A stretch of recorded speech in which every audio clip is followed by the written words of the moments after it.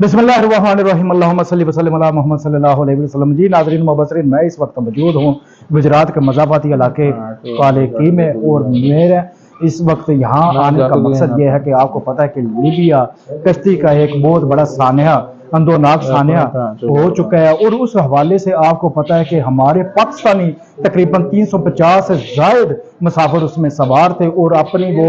सुहाने ख्वाब लिए और अपनी खुशकिस्मती और अपनी किस्मत को बनाने के लिए, अपने ख्वाबों को सजाने के लिए उन्होंने ट्रैवल किया, और ट्रैवल करने के लिए यूनान से वो लीबिया की कश्ती में वो सवार हुए। और मैं और मेरे साथ अली अंजम जो एग्जेक्टिव होस्ट हैं कर्रा सच के, वो भी मेरे साथ मौजूद है। हमारी टीम इस वक्त न्यूज़ ब्रेक की पहुंच चुकी है उनके घर, वो खुशकिस्मत के घर जो 350 में से बच जाने वाला उस्मान सदीक जो पुलिस मुलाजिम भी है गुजरात का, डीपी ऑफिस में वो काम भी करते हैं, और इस हवाले से उन्होंने 1 साल की छुट्टी ली हुई थी, और इसका मकसद ये था कि अपने घर बार को, अपने अबाउ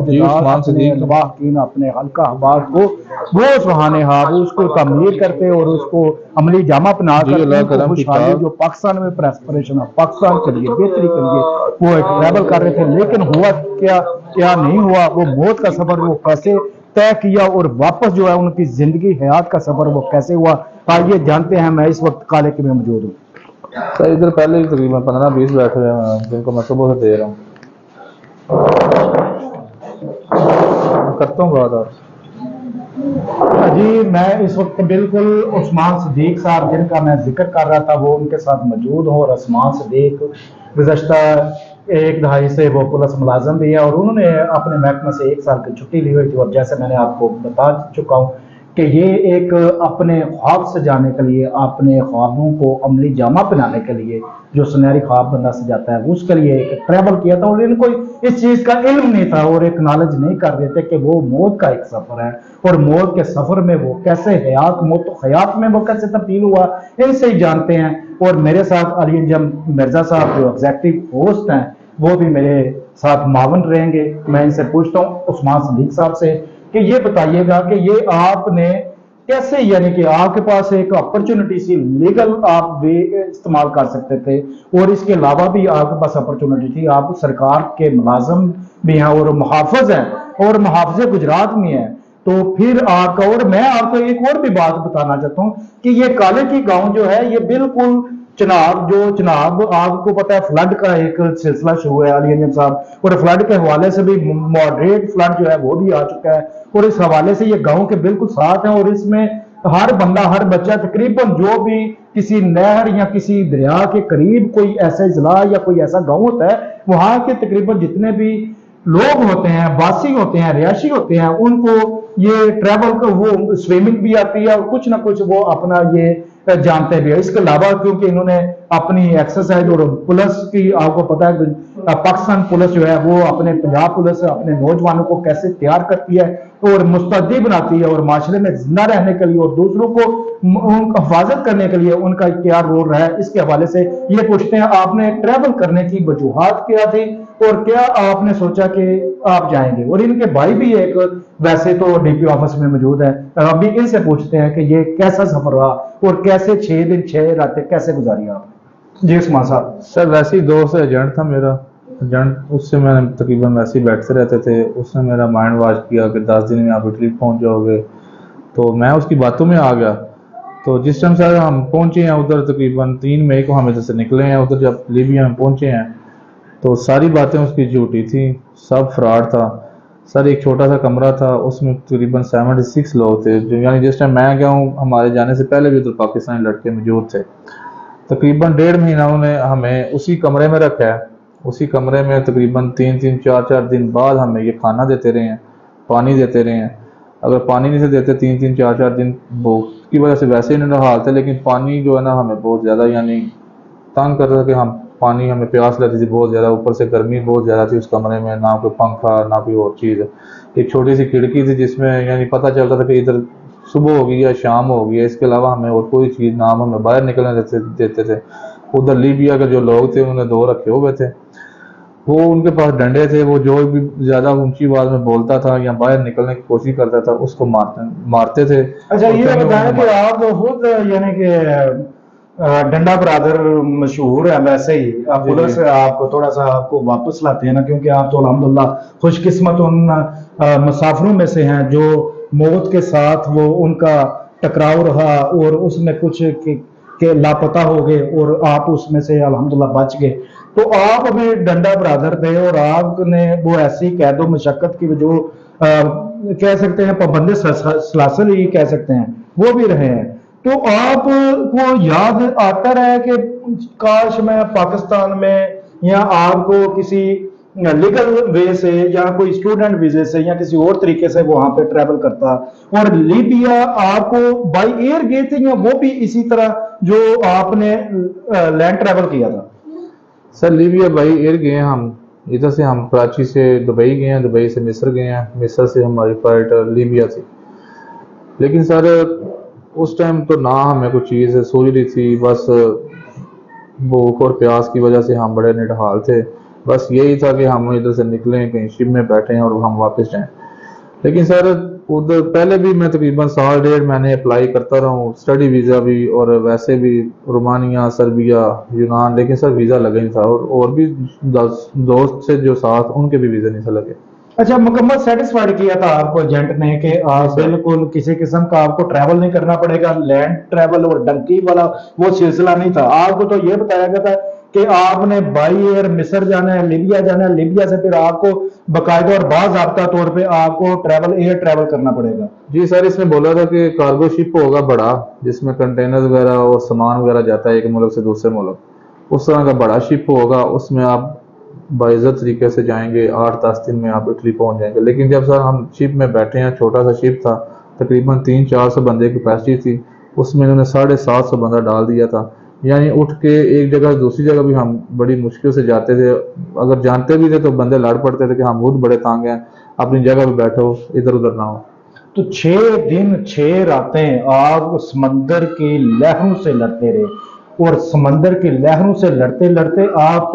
हयातो मौत के साथ वो जो कश्मकश थी, उसमें ये बताइएगा जो छोटे कम सीन बच्चे थे जो बिल्कुल अभी न्यू बॉर्न बेबी हैं, आप बता रहे हैं कि 6 माह और इस तरह के कुछ मिस्र के या कोई फैमिली भी ट्रैवल कर रही, क्या उनको दूसरे जो कंट्री हैं उनको क्या वीजा की वहां पे आसानी से मिल नहीं सकता, या क्या वजह थी कि वो भी हमारे मुल्क जो वतन अजीज पाकिस्तान है उस तरह वो भी वहां पे डंकी लगाना चाहते थे, या डंकी लगाने का ये सिलसिला पूरी वर्ल्ड वाइड फैला हुआ है? सर इधर तो पैसे बहुत ज्यादा लेते हैं ना बंदों से, एजेंट्स वगैरह, लेकिन उधर बिल्कुल थोड़े पैसे लेते हैं। जो यानी हमारी सेफ में मिस्र के भी लोग थे, उनसे अगर हम पूछते थे, जिनको यानी हमारे पाकिस्तानी को अरबी वगैरह आती, जो सऊदीया वगैरह में रह के आए हुए थे, अगर वो पूछते थे ना कि तुमने कितने पैसे दिए हैं, तो वो यही कहता था कि हमने 3 या 4 लाख रुपए दिए हैं। उन्हीं 3-4 लाखों में अगर बंदा इटली पहुंच जाए या किसी भी यूरोप कंट्री में पहुंच जाए तो फिर उसके लिए तो फायदा ही है। और वैसे भी पूछते थे कि हम तुम बाई एयर चले जाते, तो वो कहते थे हमें भी बाई एयर आसानी से वीजा नहीं मिलता। हाँ, बाई एयर आसानी से वीजा नहीं मिलता, लेकिन बात सिर्फ फिर वही, मैं इतना बड़ा 6 दिन और 6 रातें कश्तियां नौ बना रहा, वो इनका जो एक छोटा सा कह सकते हैं कि एक शिप था, तो वो ऊपर पानी बाहर पानी और पानी से फिर नढाल और इस तरह का जो सानिया था, इस हवाले से बताया जाए कि आपको ऐसा जो आप अभी तक उस शॉक में हो, उस ग्रीफ रिएक्शन में हो, उस परेशानी में मुबतला हो कि कोई ऐसा वाकया आपने देखा, कोई ऐसा बच्चा, कोई ऐसा जानी, कोई ऐसी जान जो है वो खुदाए हलक जो वो आपके सामने डूबता या आप तड़पता, या कोई ऐसा अल्लाह माफ करे वो ऐसा कोई सीन जो आप बुला ना सके, उसके बारे में थोड़ा सा बताइएगा हमारे नाजरीन मुबसरीन को। सर जिस टाइम हमारा शिप डूब गया तो बाहर निकला था, तो साइडों पे सिर्फ और सिर्फ लाशें देखी थी, लाशें तैर रही थी। और जो कुछ बंदे अभी जिंदा थे, जो मर रहे थे, उनको यानी सर अभी भी मैं नहीं भूल सका। 6-7 माह के बच्चे थे जिनकी लाशें मैंने देखी हैं खुद अपनी आंखों से। और जो भी है, जो नेवी वाला था सर, वो हमारे करीब ही नहीं आया कि किसी को बचा लिया जाए या किसी को मैं रेस्क्यू कर लूँ। जिस टाइम सर सारे मर गए और सुबह का थोड़ा यानी रोशनी हुई है, उस टाइम वो करीब आके सर उसने हमें रेस्क्यू किया। अगर वो रेस्क्यू करना चाहते सर तो एक बंदा भी नहीं था मरना और ना ही एक जान जाया होनी थी। अच्छा, आपको जो शिप है उसमें आपको लाइफ जैकेट या कुछ इस तरह के वो आपको पहले उन्होंने बताया हो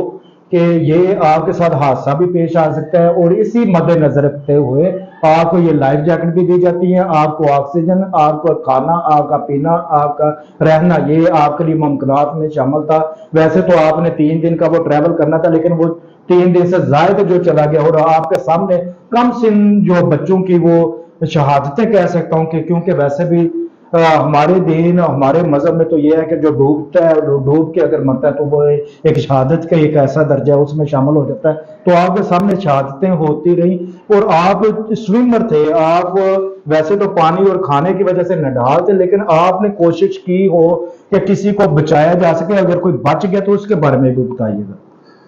سر جب ہم نکلے تھے تو ان ایجنٹوں نے ہمارے سے $100 فی بندے سے لیا تھا کہ آپ لوگوں کو جب آگے سمندر پہ جاؤ گے آپ لوگوں کو کھانے پینے کی چیزیں دی جائیں گی, اور جیکٹس, لائف جیکٹس دی جائیں گی, اور ایک ٹیوب دی جائے گی جس کے اوپر اگر خدا نہ ایسا حادثہ ہوا تو آپ لوگ اس پہ یعنی اپنی زندگی بچا سکو. لیکن انہوں نے نہ ہمیں کھانے پینے کی چیزیں دی تھی اور نہ ہی کوئی لائف جیکٹس دی تھی. پھر سر ہم جب نکلے تو تقریباً 6 دن ہمیں گزر چکے تھے, نہ ہم نے کچھ کھایا تھا نہ پیا تھا. تو پھر سر تقریباً 2 بندے تو تہن میں ویسے ہی مر چکے ہوئے تھے پاکستان کے, تو بھوک اور پیاس اور حبس کی وجہ سے. کچھ پاکستانی جو ہے تھے اوپر ہمارے پاس, کئی ان میں بے ہوش ہوتے تھے, ان کو ہم سر پانی جو سمندر سے لیتے تھے, سمندر میں چادر پھینکتے تھے, چادر پھینک کے سر ہم اس چادر کو یعنی ہم خود چوستے رہے ہیں کہ ہماری جو زبان ہے یا ہمارا گلا ہے وہ ہمارا تار ہو جائے, تاکہ ہمیں تھوڑا صبر آ جائے کہ پانی ہم جو ہے نا ہمارے پاس پانی ہے ہی نہیں تھا. پانی میں رہنے کے باوجود پانی کا پینا, اور پانی محال تھا, پانی کو بالکل ہلکے, جو آپ کا حلق ہے وہ اس سے نیچے اترنا مشکل, کیونکہ اس میں سوڈیم کلورائڈ جو نمکیات کی مقدار بہت زیادہ ہوتی ہے, اور اس وجہ سے پانی جو ہے وہ پینے کے قابل نہیں تھا. لیکن زندہ رہنے کے لیے آپ کو وہ پانی چاہیے جو آپ اپنے گھروں میں اپنے ہر جگہ پہ وہ مستعمل اور استعمال کرتے ہیں. اس حوالے سے عثمان صدیق بھائی جو ہمارے